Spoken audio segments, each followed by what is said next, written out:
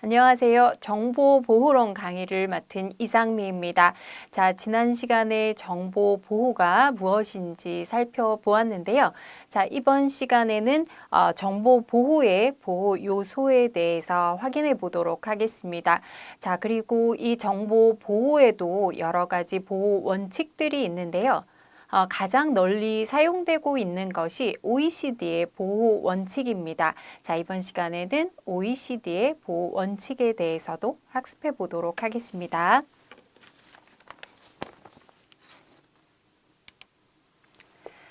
자, 우선 보호 요소에 대해서 살펴보도록 하겠습니다. 자, 우리가 이 정보 보호를 학습하다 보면 정보 보호에 관련되는 여러 가지 요소들에 대한 정의들이 나오게 됩니다. 그래서 우선 가볍게 용어들을 정리한다고 생각하시면 되겠습니다. 자, 우선 첫 번째 용어는 자산. 에셋이라고 얘기하죠. 에셋 아마 많이 들어보셨을 것 같은데요. 자, 자산이라고 하는 것은 한마디로 하면 보호되어야 할 대상이다. 자, 이렇게 정의를 내리고 있습니다. 보호되어야 할 대상이다. 자, 기업들은 비즈니스 활동들을 하면서 이윤을 창출하기 위해서 유형, 무형의 많은 정보들을 만들어내게 되는데요. 자, 그런 것들이 바로 보호되어야 할 대상이 되겠습니다.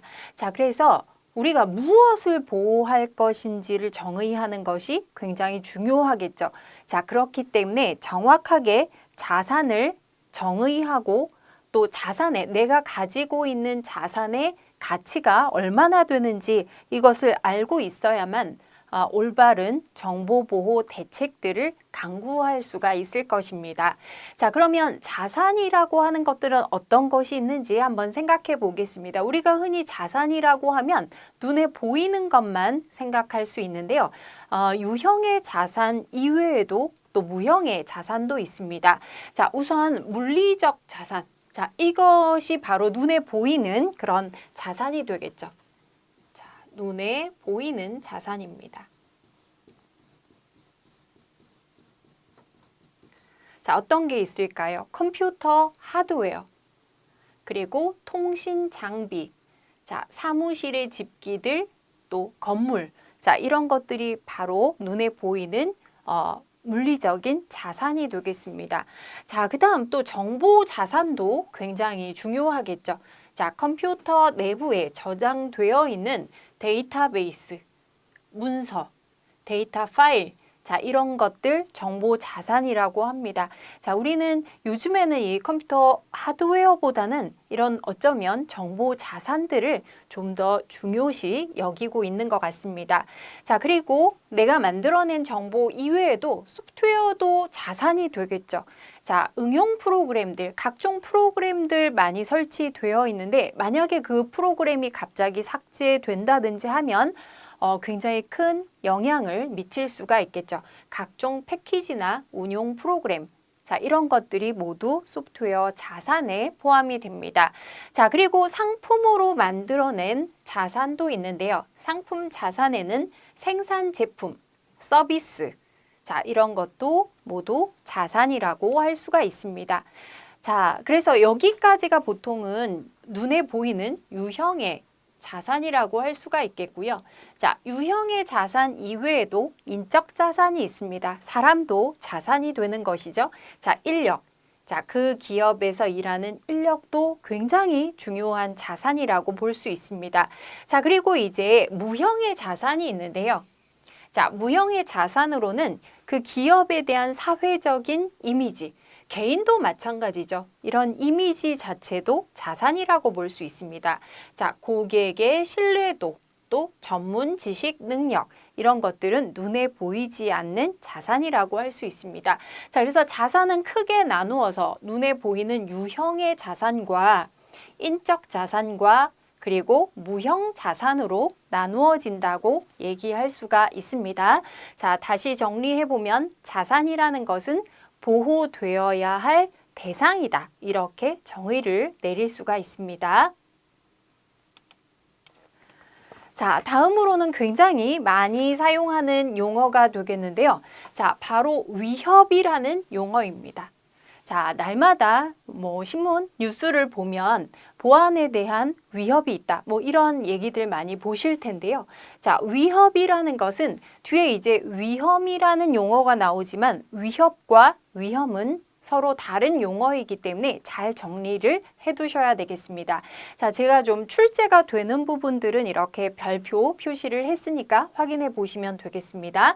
자, 조직의 자산, 조직의 정보 시스템에 손상을 유발시키는 원하지 않는 사고의 원인을 제공하는 요인들이다. 자, 어떤 원하지 않는 사고의 원인을 제공하는 요인들이다라고 했는데요. 자, 위협에서는 우선 요인이다. 자, 이 말을 우선 기억을 해두시면 되겠습니다. 자, 어떤 영향을 줄 수 있는 요인들을 위협이라고 한다. 이렇게 정의를 내리시면 되겠고요.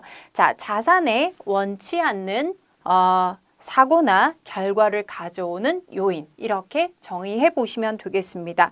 자, 그러면 위협의 유형으로는 의도적인 위협이 있고, 자, 비의도적인 위협이 있습니다. 의도적이라는 것은 계획을 세우고 마음을 먹고 뭔가를 공격하는 그런 방식이 되겠죠. 자, 의도적인 위협이라는 것은 대부분 사람들에 의해서 사람이 만들어내는 위협인데요. 자, 외부인, 기업의 외부에서 누군가가 공격을 하는 그런 위협이 있고 내부인에 의한 위협이 있습니다. 내부에서 일어나는 해킹 사고들도 굉장히 많다는 것 알고 계실 텐데요. 자, 외부인에 의한 위협은 물리적인 위협이나 기술적인 위협이 있는데요. 자, 물리적인 위협이라는 것은 잘 아시겠지만 절도나 도난, 또 침입, 자, 이런 것들을 물리적인 위협이라고 하죠. 이런 것도 굉장히 중요한 위협이 될 수 있습니다. 자, 그다음 기술적 위협이 우리가 이제 잘 알고 있는 해킹 사고 같은 것들이죠. 외부에서 네트워크에 침입해서 해킹을 한다든지 정보를 삭제한다든지 정보를 위변조한다든지 위조하거나 변조하는 거죠. 또 바이러스 같은 악성 코드를 심어 놓는다든지 자, 이런 것들이 우리가 보통 이 보안하면 생각나는 것들이 바로 이 기술적 위협이 되겠습니다.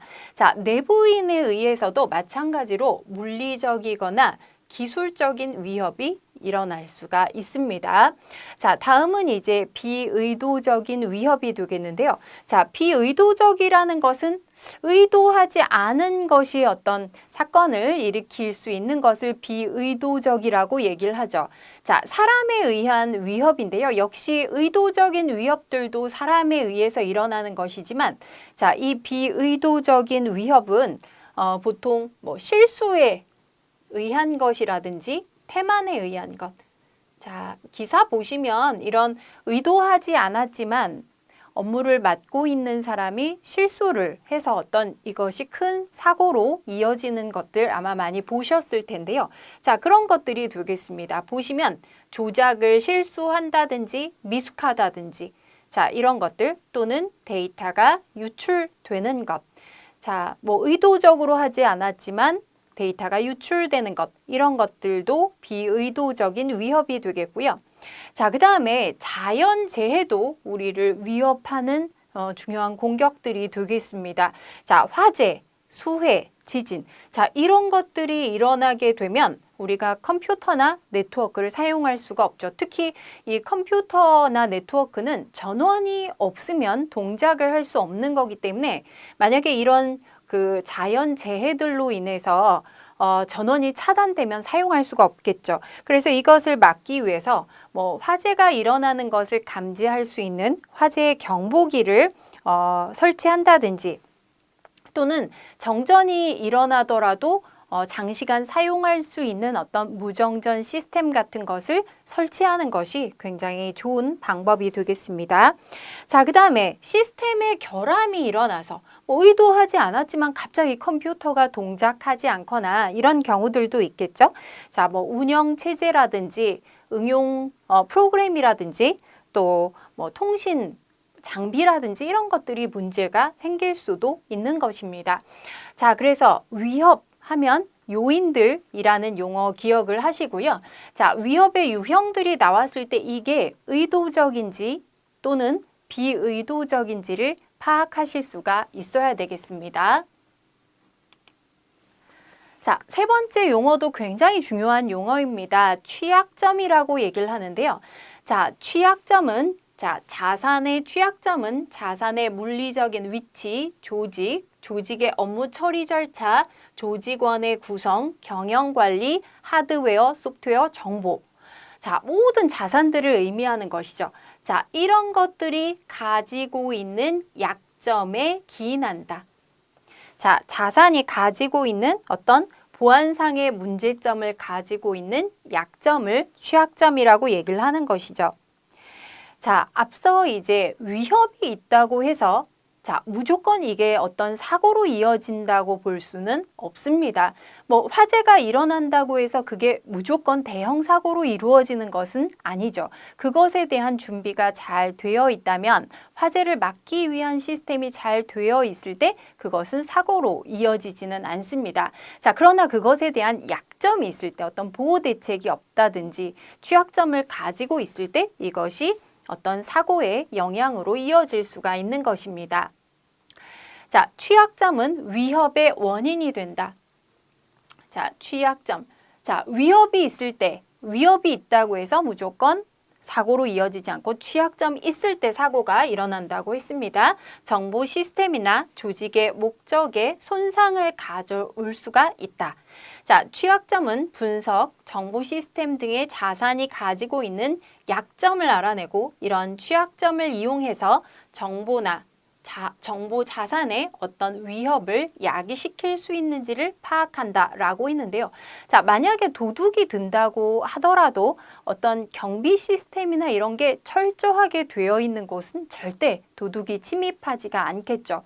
뭐 비상벨이 고장 났다든지 아니면 CCTV가 없다든지 자, 이런 상태에서 도둑이 침입하기가 쉽다는 것입니다. 자, 취약점이라는 게 그래서 굉장히 중요하다는 것이죠.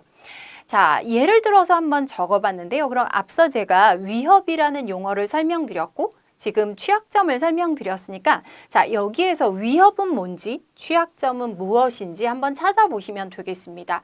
자, 집중적인 호우로 인해서 지하철역이 침수되었다. 주 원인은 하수시설 미비와 낮은 지형 때문이다. 라고 되어 있습니다. 자, 그럼 여기에서 위협은 무엇일까요? 자, 앞서 설명드린 것처럼 비의도적인 위협이 여기 숨어 있습니다. 자, 바로 집중적인 호우가 있다. 자, 이게 위협이 되겠죠. 자, 그러나 집중적인 호우가 있다고 그래서 무조건 모든 집이 다 침수되는 것은 아니겠죠. 취약점을 가진 것이 문제가 생기는 것입니다.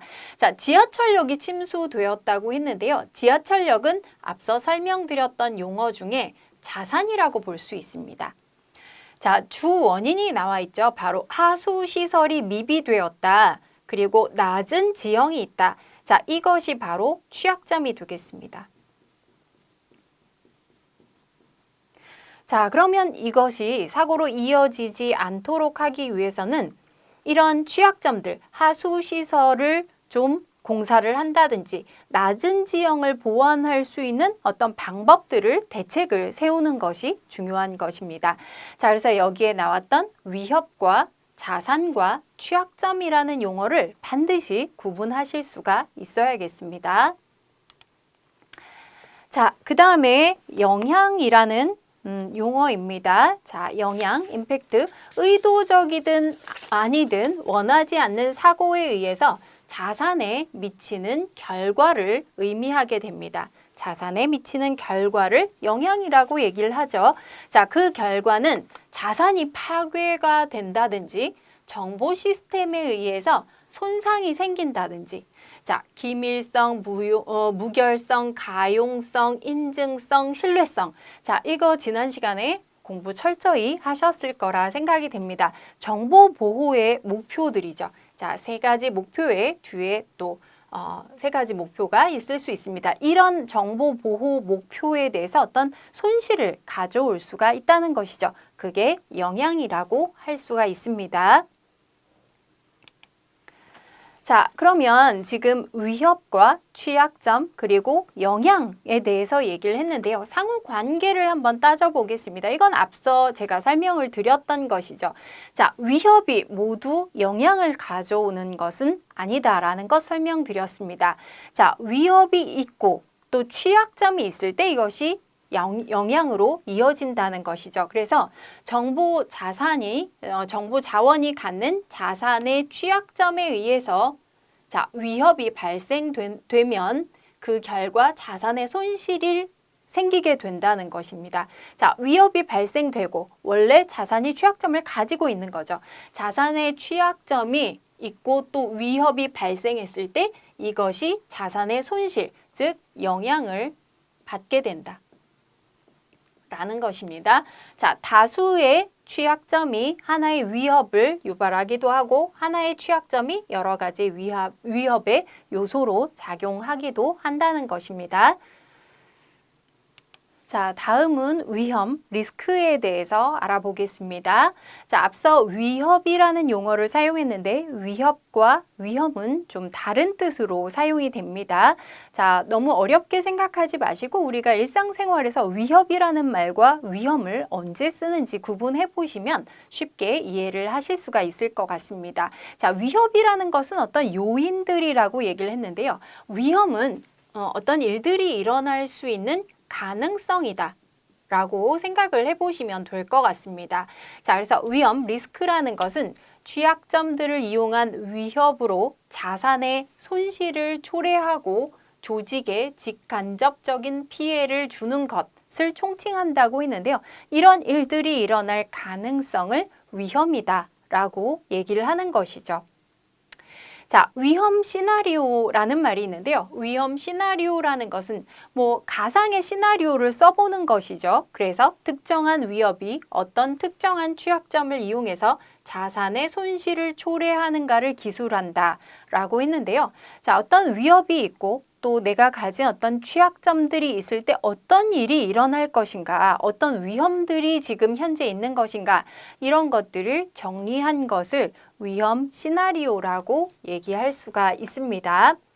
자, 그래서 오늘은 정보 보호의 요소에 대해서 간단히 용어들을 정리해 보지만 다음 시간에 이제 위험 관리에 대해서 좀 자세하게 알아보려고 합니다. 자, 이 위험 관리라고 하는 것은 우리가 정보 보호를 이제 체계적으로 할 수 있는 정보 보호 관리 체계라는 것이 있습니다. ISMS라고 얘기를 하는데요. 자, 여기에 가장 중요한 단계 중에 하나가 바로 위험을 관리하는 단계입니다. 자, 그래서 다음 시간에 위험 관리에 대해서 좀 더 집중적으로 알아보도록 하겠습니다. 자, 그럼 아래에 이제 문제에 출제되었던 용어를 한번 정리해 보도록 하겠습니다. 자, 우선 자산의 손실을 초래할 수 있는 원하지 않는 사건의 잠재적인 원인이나 행위자다 라고 되었습니다. 이건 뭘까요? 자, 원인이나 행위자다. 이게 바로 앞에 설명드렸던 요인이라고 볼 수 있는데요. 자, 이것은 그렇다면 위협에 대한 정의가 되겠죠. 자, 원하지 않는 사건이 발생하여 손실 또는 부정적인 영향을 미칠 가능성. 자, 제가 가능성이라고 얘기한 것은 위험, 리스크다라는 것 설명을 드렸습니다. 자, 그럼 마지막 볼까요? 자산의 잠재적인 속성으로서 위협의 이용 대상이 되는 것이다. 자, 위협의 이용 대상이 된다. 자, 그게 바로 취약점이 되겠죠. 자, 그래서 여기 나오는 위협, 위험, 그리고 취약점이라는 용어를 잘 정리해 두시고요. 대부분의 문제들은 바로 이 용어에 대한 정리 정도에서 출제가 되었습니다.